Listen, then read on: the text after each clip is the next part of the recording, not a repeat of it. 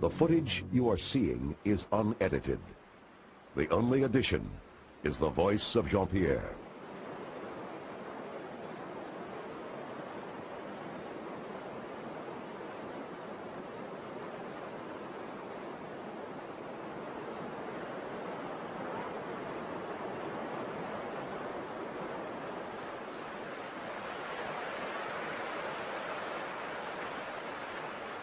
According to Huawei, they don't believe that the white man exists.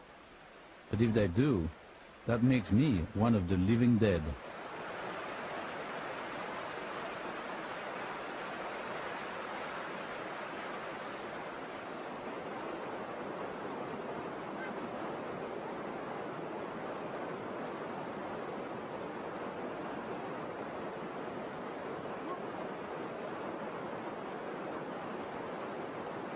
When I lose my balance, they seem a little reassured.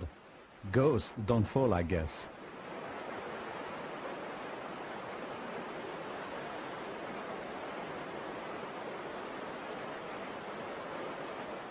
At this precise moment, I'm convinced that he's going to let loose his arrow.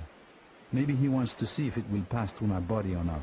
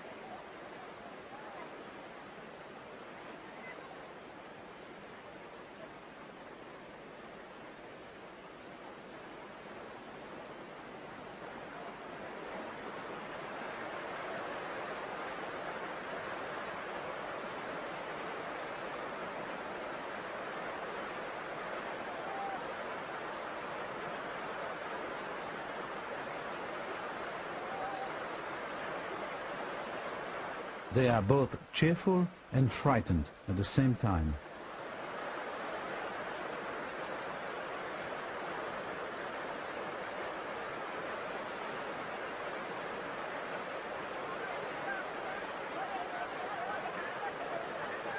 This one tells the woman to stay back.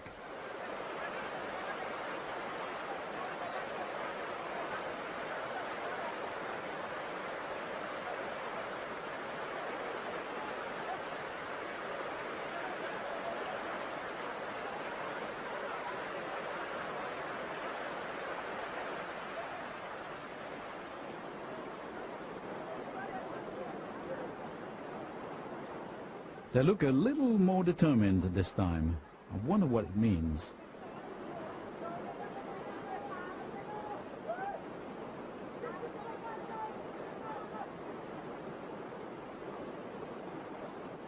I feel it's important to show them my peaceful intentions.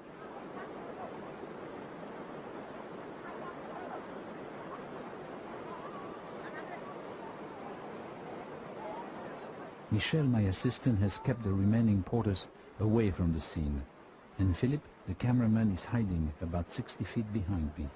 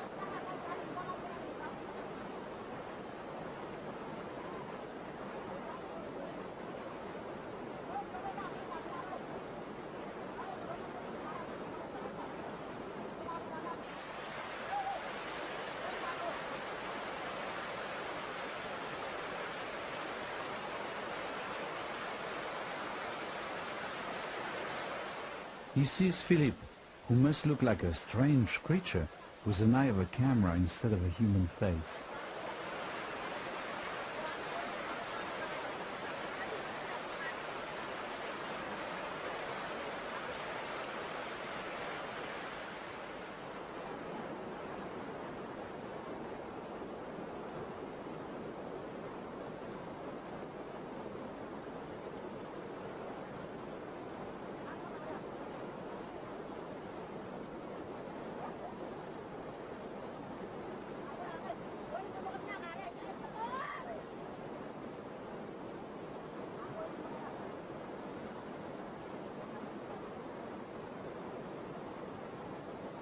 Philip has been on previous expeditions with me, and he knows these stone axes have deadly weapons.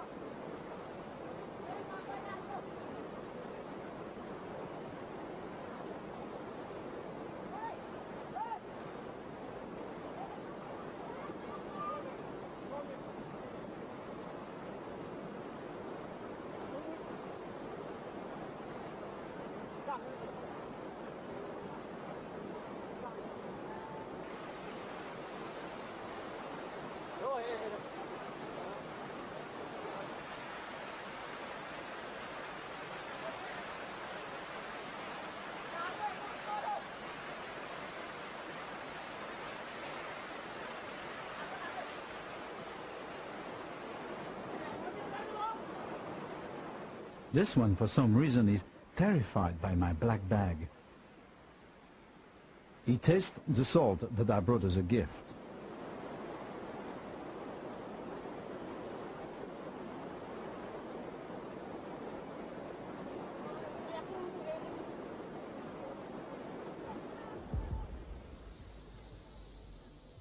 Danger. His breathing is short, a sign of fear.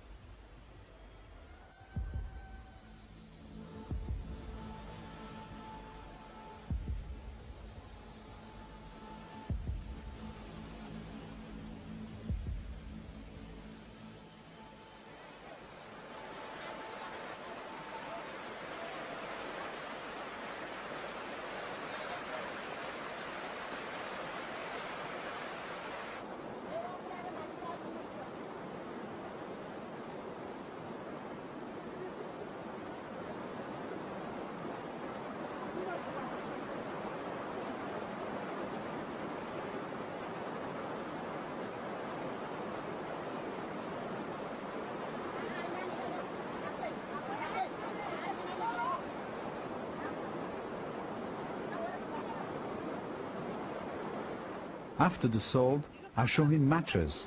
He burns his hand, as if he can't believe this is real fire. This feels like a meeting in a time warp. Perhaps these Tulambi, with their wooden spears and stone axes, are the living ancestors of we, who have learned to fly without wings, talk with the stars, and destroy our own planet. It is not a case of once bitten, twice shy. The bravest warrior wants to know more about the gift of fire sticks from one of the living dead. But he discovers the phosphorus on the matches tastes awful.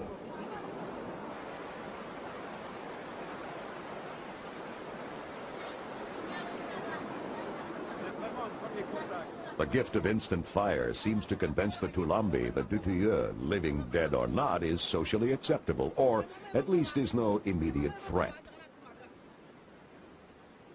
With what may be one of the oldest gestures of humankind, the right hand, the weapon hand, is offered in greeting.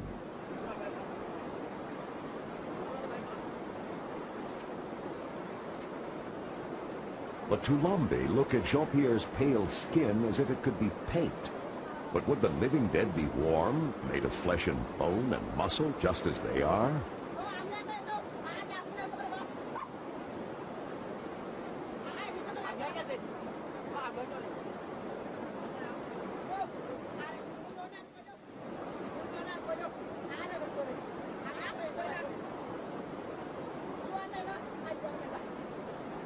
It seems like the Tulambi have never seen a white man, and that they're finally prepared to believe their own eyes. The long, soft hair of the Caucasian is clearly another wonder of the world.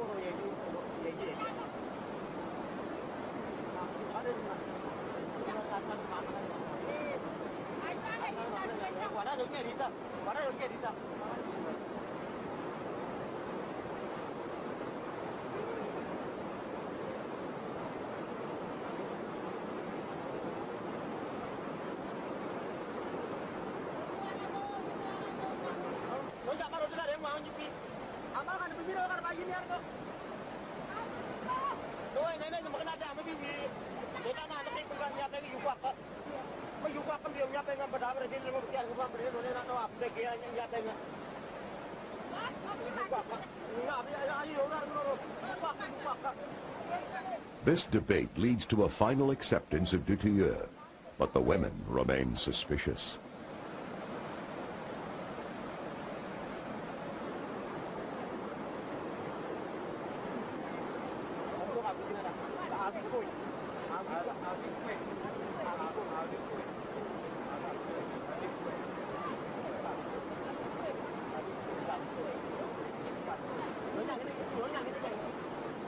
Now the Tulambi urge Jean-Pierre to join them on the other side of the river. In the next episode of Tribal Journeys, the Tulambi will confront more modern technology, and Jean-Pierre Dutilleux will make an unprecedented trip into the Stone Age.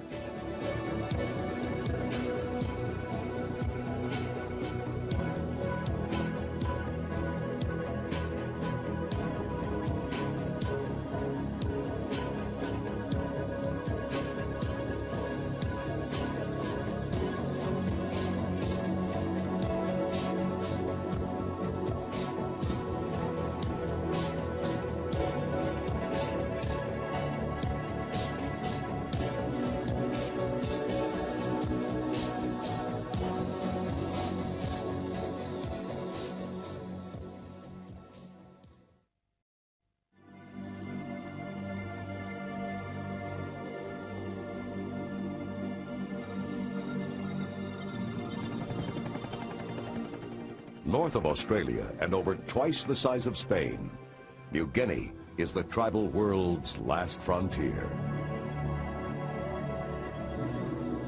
We rejoin Belgian ethnographer Jean-Pierre Dutilleux after his grueling trek through virgin jungle to try and locate what may be one of the last Stone Age tribes in the world. The contact took days to establish. The Tulambis first believed white men were living dead, but they finally accepted Dutilleux into their midst.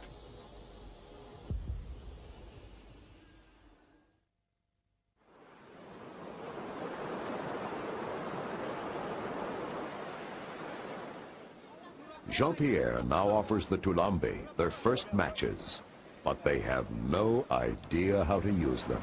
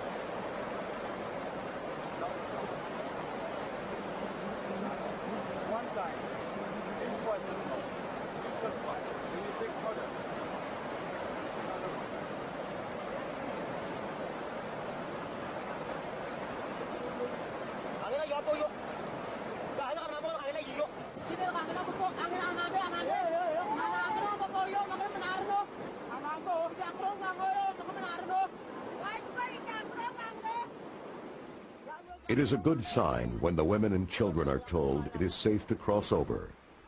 Headman Wawe goes back to help them across the bridge that spans the ages. Dutilleux learns the names of the advance party, Sanjuga and Gio.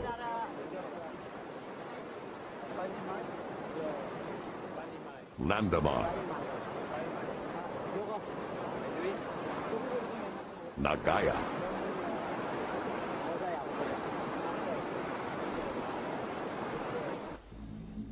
slowly, cautiously, they explore this alien land on the other side of the river.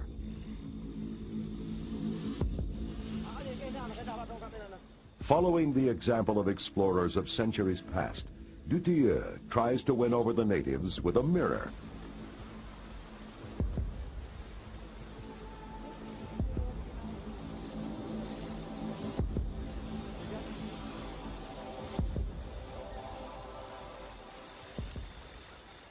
They have never seen their own image, except as a trembling reflection in rivers and pools.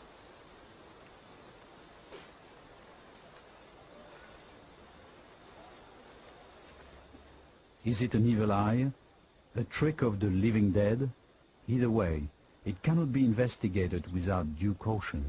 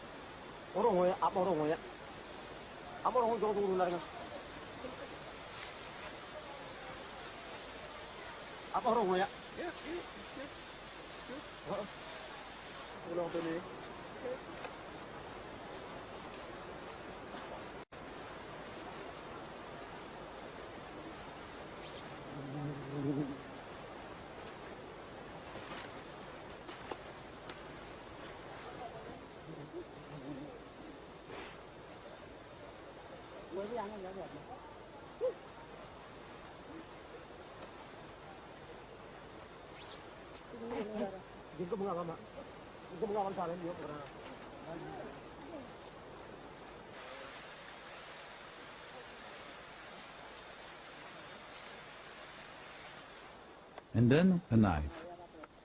Stone Age man, short-circuiting evolution, leaping in the Bronze Age, the Iron Age, to reach the Age of Steel.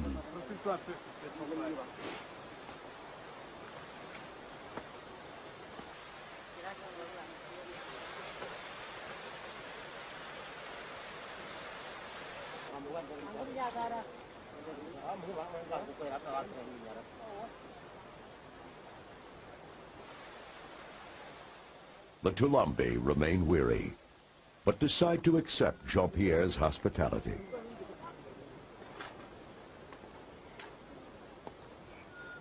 Metal plates, pots, and pans are another wonder. Rice is totally unknown. Sanjuga inspects it suspiciously.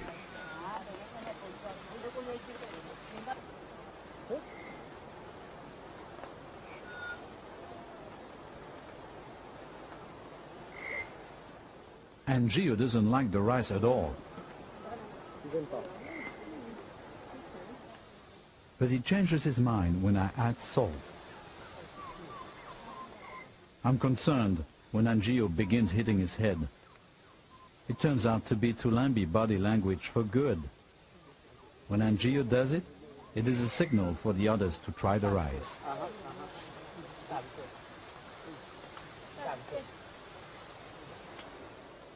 Instead of the customary scoop-shaped leaf, Jean-Pierre offers Sanjuga a spoon, but it's the rice that inspires all the head-banging. The modern idea that form follows function, that the design of the spoon will dictate its proper use, is obviously not self-evident.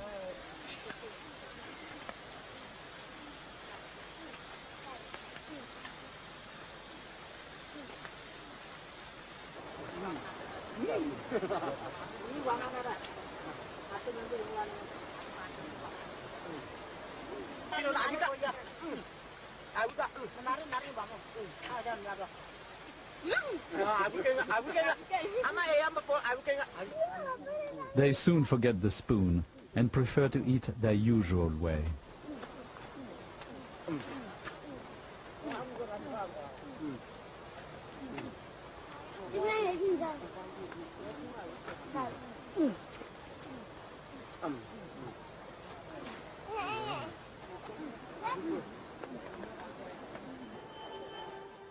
My cameraman, Filippo Tiglione, can now get close to individuals without their paying any attention.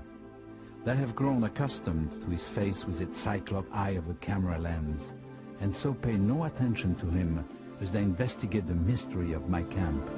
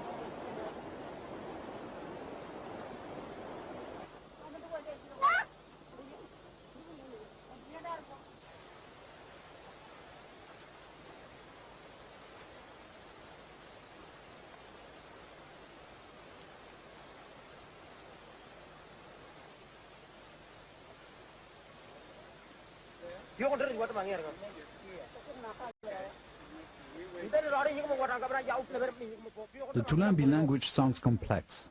At this point it's totally incomprehensible. They remain on guard. I am reassured when Angio returns the gift of fire. His way is not quite as fast as a match, but is probably more reliable in the damp rainforest. It certainly makes lighting pipes easy. They seem to consume wild tobacco heavily. Nicotine may be the most common narcotic used by primitive societies. The first transatlantic tribes, found by Europeans, said that the white man gave them alcohol, but they got their revenge by giving him tobacco. As the light fades on this extraordinary day, the Tulambi fade into the forest. At first, Dutilleux fears that they have gone for good, but they camp nearby, where there are wonders yet to see.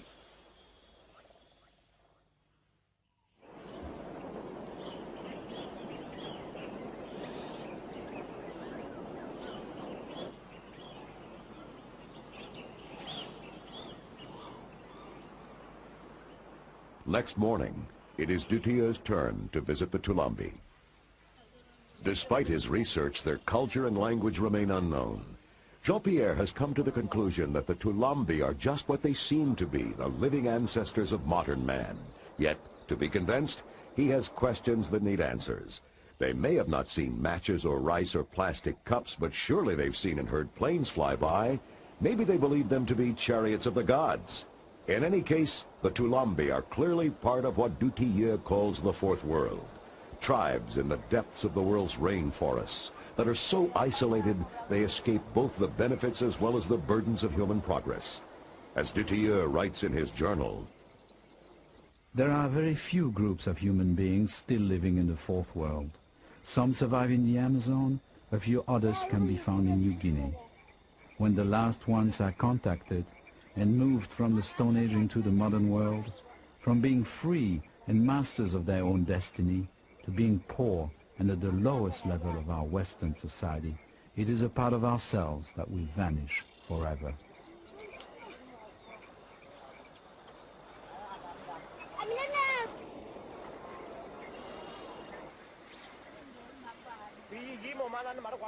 In the tribal world, paying attention to your appearance is a survival tool. The Tulambi use bamboo knives to stay well barbered. The men wear a bone from the cassowary bird through the nose, large necklaces of river shells around their necks, and bird of paradise feathers in their hair. They must look their best to attract a mate.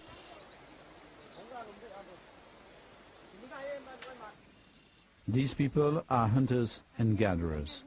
They survive by living with their environment, not off of it.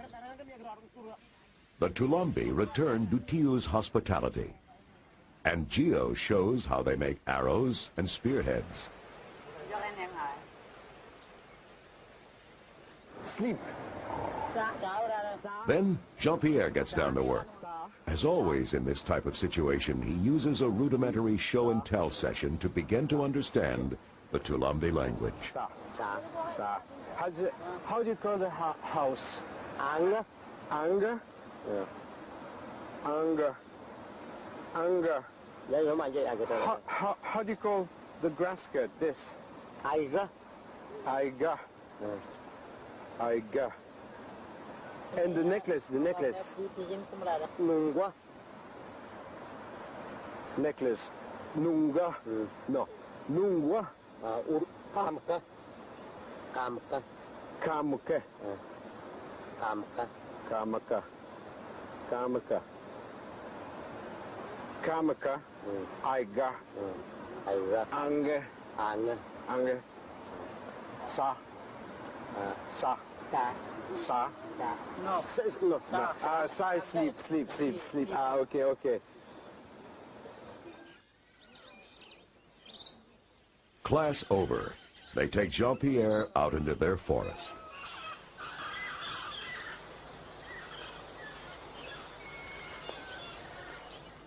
Their cloaks are made from bark. They serve as raincoats by day and blankets by night. The entire tribe, including the best-behaved children that I have ever met, move in uncanny silence for fear of alerting the game. They know the migration trails of animals and the best time of year to find fish, the growing cycle of the palms, bamboo, wild fruits and the roots they rely on. They are always on the move. The rhythm of their lives is that of the jungle.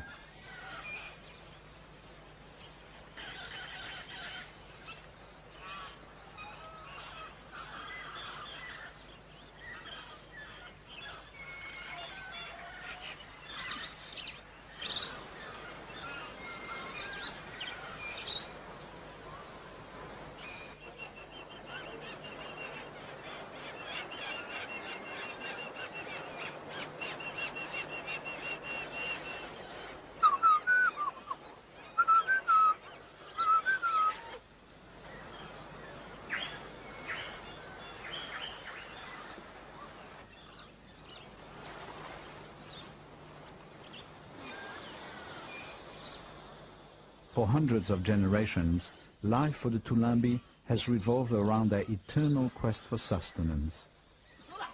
It gives them no time to create complex art or a written language, to develop science or conceive profound metaphysical philosophies. Nor has their endless and simplest form of consumerism led to overpopulation, environmental destruction, or the threat of nuclear extermination.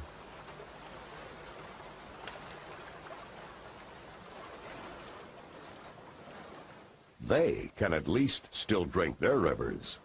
But life is short for the Tulambi. They are stalked by diseases like malaria, long conquered by modern medicine. Yes, we can help them, but at what price? If the Tulambi are brought into the modern world, they will suffer the loss of their dignity and traditions to live out their days far below third world poverty levels. Jean-Pierre has lived this dilemma for 25 years. He believes it is inevitable that these last isolated tribes will be found. He also knows that it is better if they are found by people that care enough to fight on their behalf.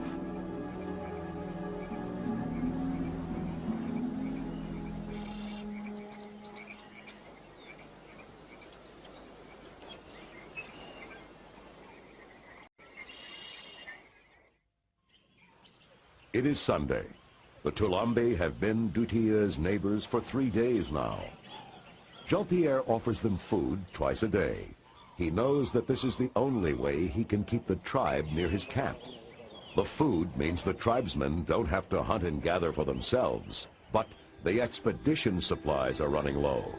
It is time for the Tulambi and the explorers to go back to their respective worlds. It is clear that the Tulambi are no longer frightened by Dutille. They are clearly no longer wary of the expedition, just bewildered and perhaps a little in awe. But they no longer seem to believe the white men are living dead.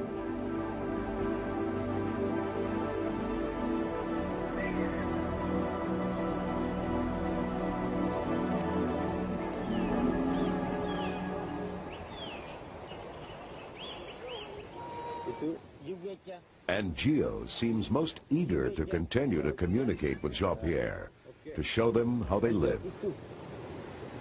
Can I see the bag? Tu vois?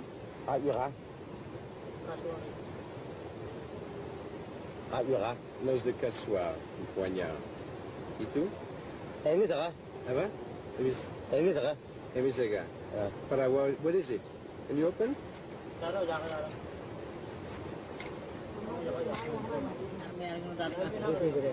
Les petits os, ils utilisent ça comme grattoir.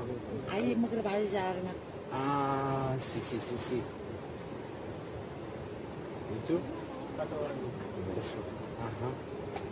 Pour enlever les épines. D'accord. Ok. With Huawei, an ally helping to interpret, Dutille puts this together. It is Angio's story. We are separate people. We have no contact with the outside world. The first outsider we met was Huawei from the Uya Uya tribe. We came here for medicine that Huawei told us about. We believe in the shaman, but it doesn't always work. We almost died, all of us. We are not strong enough to walk across the big mountains. I'm a human being. I was alone in my mother's belly, not with others like the pigs. My grandfather told me white men did not exist. Now I know they do. I met them. I will return to my forest and die over there. It is the end of my story.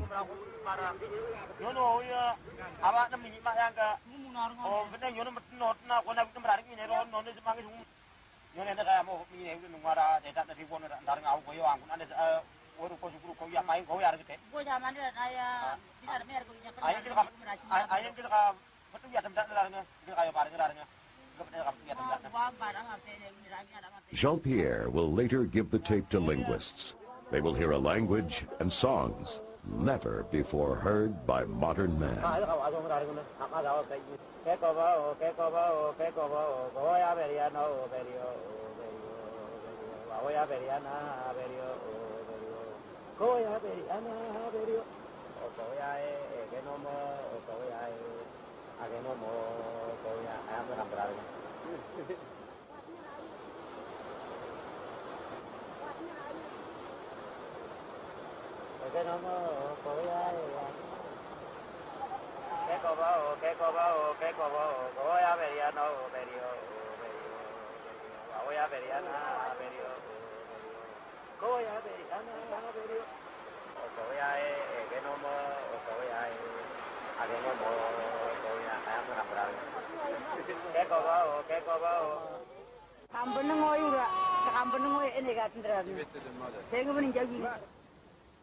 Huawei's original promise to the Tulambi tribe is kept. Dutiya administers a concoction of aspirin, vitamin C, and quinine. It can do wonders, but it tastes awful. Assisting these people was the purpose of this expedition in the first place. Allah tries to explain how and when to take the pills to prevent malaria, the main killer in these highlands. We leave enough quinine and vitamins to last the Tulambi for 6 months. Hopefully, the Papuan government will continue to supply them after our departure.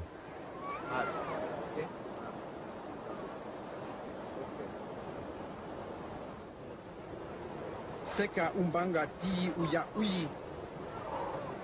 Okay? Nie kunia, kumia.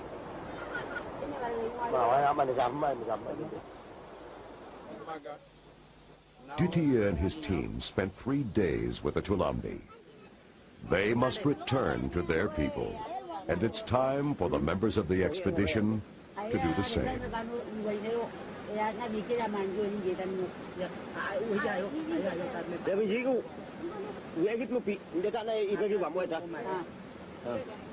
After the Tulambi have dressed for their journey, they begin to sing a farewell song.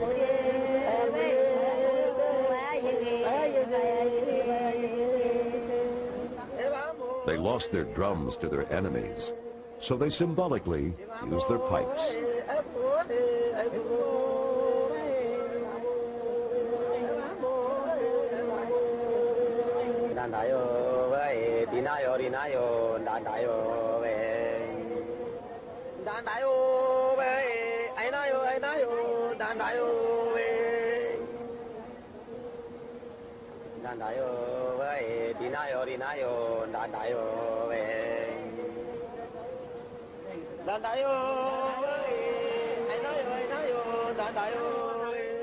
In his journal, Jean-Pierre Dutiya writes, You know, it all happened this way, but I still cannot believe what we saw. I must continue my research and I will return to find out whether I was dreaming or not.